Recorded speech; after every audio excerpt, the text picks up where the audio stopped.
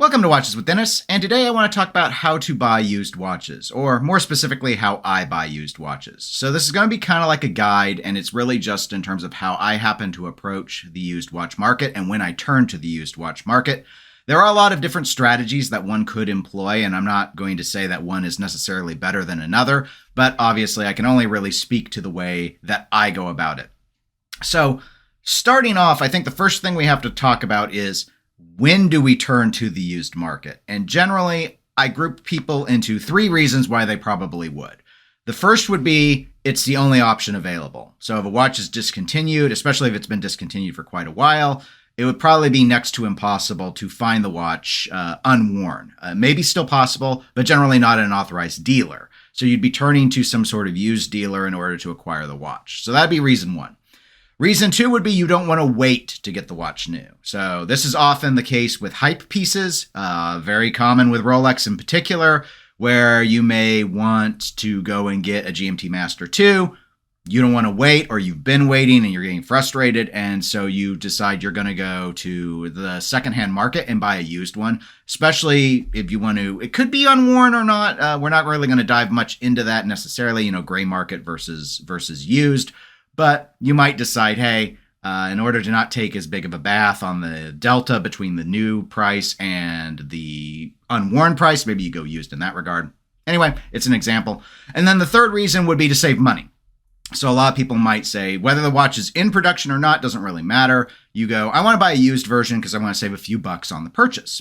So all of those are viable options, and we're really going to explore motivations related to pricing here in this next portion of the video. So let's say that you decide you want to save money. You know what the MSRP on the watch is. Maybe you've looked at some forums and you've read what you might be able to negotiate as a discount, and so you're kind of factoring that in.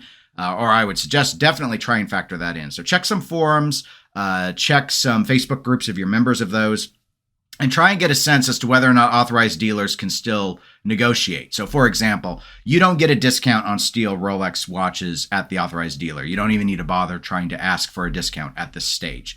Omega used to be able to get a fairly significant discount. Nowadays, if you're going to an authorized dealer, maybe 10 to 15% might still be viable, and so on and so forth. It really does depend on the brand and how they're doing in the marketplace themselves. But before you even go used, you might want to go ahead and check pricing with a gray market dealer. I'll have a link in the description, and these will be affiliate links. I don't have affiliate links, but Joma Shop is probably the biggest one that I'm aware of. It's definitely the one I use the most, especially for price comparison in the US. And the reason for this is you might actually find that the price for an unworn gray market version of a watch is cheaper than a used version of a watch. I have seen numerous examples of watches that I've been interested in where secondhand, be it a dealer or be it a third-party private seller, every single version I can find online at that time that's available is more than what Joma Shop charges.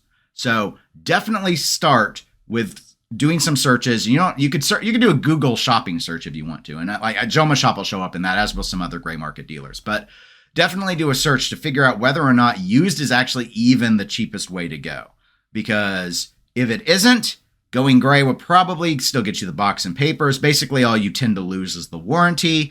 And some of the gray market dealers even offer their own warranties for some servicing. So just bear in mind, used might not be the best deal. So that's how I start, is I do my price comparisons and I try and figure out, do I have to go used? Is it still available? Can I get something unworn and save a lot of money, more money even, than going on the used market? That kind of leads into the next aspect that I would bring up, which is, do you want to go with sort of an established retailer who deals in secondhand watches, or do you go private third-party sales, like if you were to buy a watch from me directly, like one I was tired of? Generally speaking, while I do price both, and I always entertain both, I usually go with official established retailers who sell secondhand watches. The first reason is there's a greater sense of comfort, at least for me, buying from an established secondhand seller, because their reputation is on the line in terms of the watch's authenticity. There are all sorts of steps you can take, and I won't go through them here, where if you want to authenticate a watch, there's a process you can go about to do that. So if you ever are really concerned, there are steps you can take regardless of where you got your watch to ensure that it's actually authentic. However, A lot of established dealers, especially if they've been around for a few years, and I do usually check to see when they were established to make sure they've been in business for at least a little while.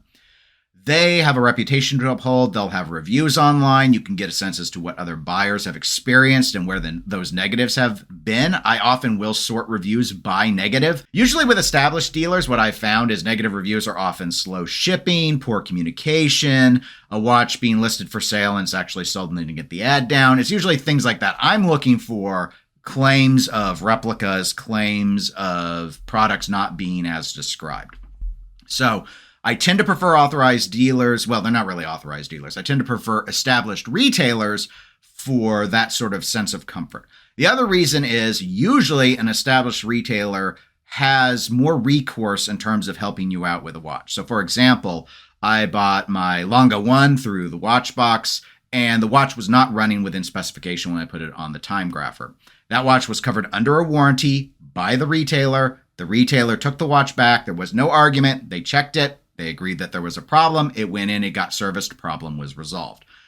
Generally, with private sellers, there is no recourse beyond if they sent you the wrong watch or the watch wasn't as described. It depends where you buy through. eBay may offer you more protections, for example, than Chrono24, but generally speaking, there isn't going to be a guarantee that the watch is going to run within spec for the movement as a case in point. Whereas established secondhand retailers will probably offer you something, some sort of guarantee that the watch is supposed to have been serviced or that it should still be running in spec. And if it's not, they will handle a servicing, things of that nature. So those are the main reasons that I tend to turn to established secondhand dealers. But I do still entertain looking at third party, and I do consider third party. It's just sort of a caveat emptor sort of thing. And I'm always factoring in when I look at those, if this watch isn't working as described, how much is the service going to cost? Is it going to be the delta between buying the watch and the service? Am I comfortable with that, or would I rather just pay a little bit more money and buy it through an established site? And I almost always end up going just with the established site and the comfort of paying the additional dollars, because while I might save more, usually the price differential is not that big that I've found. And I'd rather not run the risk of paying the service because the service would probably pump it up over, at least on the watches I've shopped for. So, box and papers. That's another big issue that comes up with used watches because a lot of times the watch is not available with the box and or the papers. So, how important is box and papers to a collector? That is a totally individual decision.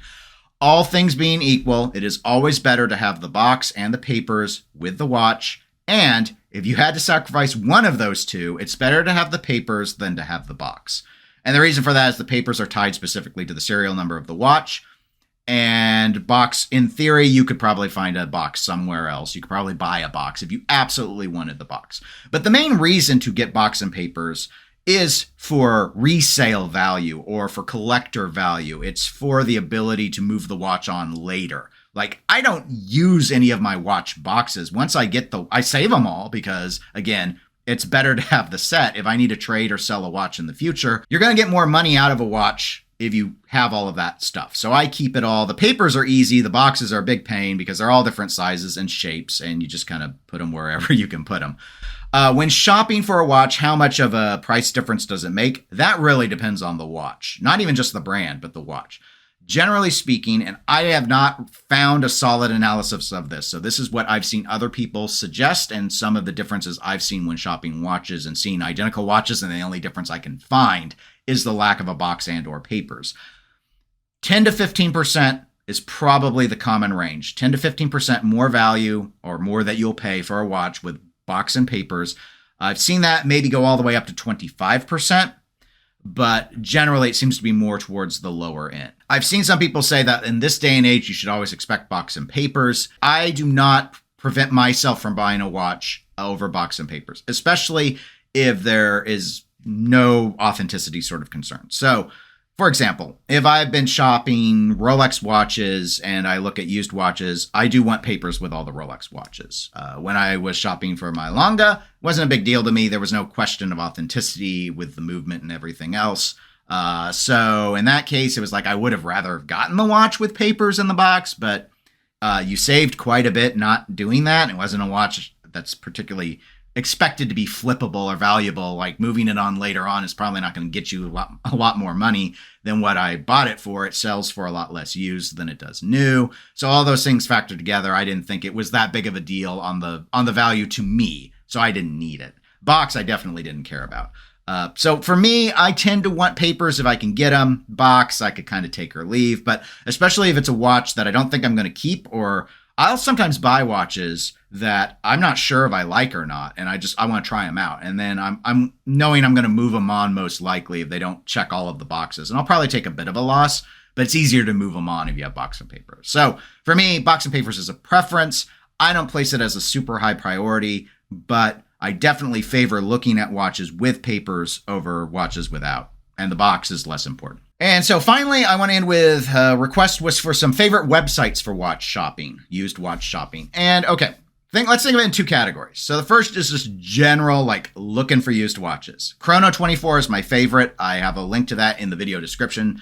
I like Chrono24 for a variety of reasons. One, they've got a lot of authorized dealers on the site, so it's pretty easy to find available watches through a quote-unquote trusted entity through them, more so than eBay. I do search eBay as well. I'm not going to have a link because I think everyone knows where eBay is on the web, but eBay will have a lot more secondhand, private third-party sales available to you. So eBay's a good option, especially if you're willing to go outside of the authorized dealer route. I shouldn't say authorized dealers, but retailers.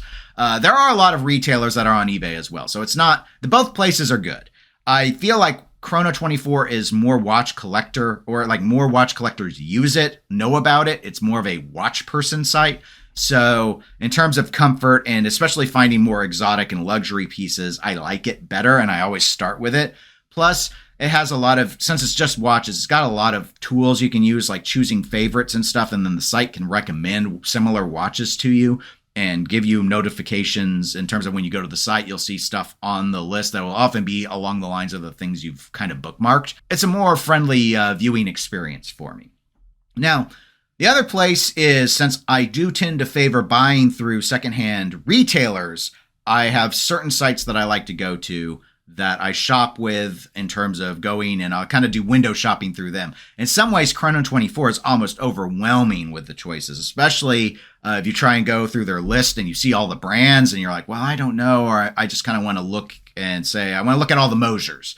And you can do that on Chrono24, but because there's the whole litany of them, especially if you don't go down by brand, or I should say model by model, it can get pretty overwhelming, especially if you use a really old brand like Omega, for example. It can be just absolutely massive unless you know where you want to drill down. Sometimes it's easier just to go to a site that's going to have 40 watches of a particular make and say, I just want to look at those and kind of get a feel for, what I like and what might be out there and what might be available. So in terms of the sites, I have, and these I've all bought at least one watch from. So these are sites I've used and actually made purchases through. I've used Bob's Watches, I've used David SW, I've used Swiss Watch Expo, I've used the Watchbox, and I've used Watchfinder. And I'll have links to all of those in the description. So if you want to check those sites out, you can. Another site I've never made a purchase through, but I do visit fairly often for a similar kind of browsing experience, is Crown and Caliber. So those are all the main ones that I do. And other than that, I'll just do Google searching through their shopping side to see pricing.